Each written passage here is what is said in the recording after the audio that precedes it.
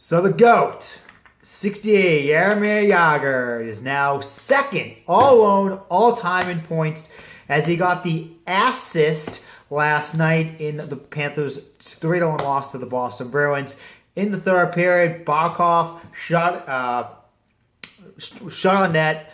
Then it went off of Jagr's ass, and Barkov got the rebound and put him into the record book. Second on time. Unfortunately, I don't see him passing Gretzky at all. He's like 1,000 points behind Gretzky. I think that record is going to stand for the time of history. So, in commemoration of Jaromir Jagr's assist, again, normally I do this with when he only scores, but I think this is a special occasion, guys, don't you think?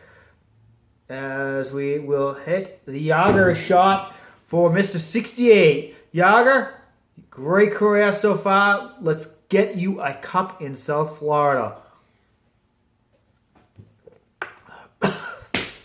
Man. All right. But let's get into this game. Definitely not a great game at all. We were just totally outplayed in the first period. Luckily, we escaped without a goal given up. But then the second, we just imploded, and Boston took the lead 2-0. We had our chances. Then in the third, we do get within one, but then Yandel, empty net. We have an empty net, whiffs on a shot, and then ends up going the other way as Boston takes it and scores. And the Bruins went 3-1. So it's just, this sucks, man. It really sucks.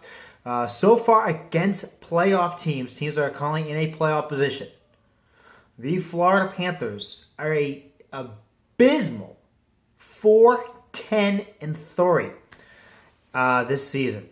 That's not going to cut it, guys. That's not going to cut it. That's not going to get you into the playoffs. And if you get into the playoffs with record against playoff teams like that, you're going to be in for an extremely, extremely short season. So we are going to be sitting out of a playoff position at the Christmas break. It's definitely looking bleak. Again, could have happened, maybe. But we're going to need a run like Ottawa had when they made the playoffs a couple of seasons back. And they surprised everybody. They were dead in the water. I think at this point they were 9 points out of a playoff spot. But then just came out of nowhere, and I think in March, and went on this unbelievable run. But unfortunately, it caught up to Ottawa, and they gassed in the playoffs. And I don't want that to happen with us. I don't want us to play this type of catch-up that late in the season. You know, I really wish we could still sit comfortably. We could still be okay going into the Christmas break. We really have to take its game against a non-playoff team, Detroit, and Boston has to lose to Carolina, but Boston has had Carolina's number as of late, so that's definitely kind of worrisome for me tonight. But again, Rask is probably not going to be in against Carolina, so hopefully that will be a good omen for us. Lou will be in against Detroit tonight for us, so hopefully things work out. Hopefully I think Ottawa's playing tonight. Hopefully they can lose and we can just go back to that 2 points out of a playoff position. A little bit better than being a possible 6 points out if we lose tonight and Boston wins. Definitely be a big hope. Now, I think what we need to do, and Rowe really has to do this whole Griffith on the first line thing has to stop. It is not benefiting Barkov, and it's not benefiting Jagr. We need to put Bukestad. He is, again, as of right now, one of our top 5 forwards that we have. You need to put him on that line. It can rejuvenate, Jagr and Barkov, yeah, they're doing great right now, but I think it really could rejuvenate their game, including Bukestad being with them will really, I think, help out Bukestad's game. Again, look what happened. That one shift against Buffalo.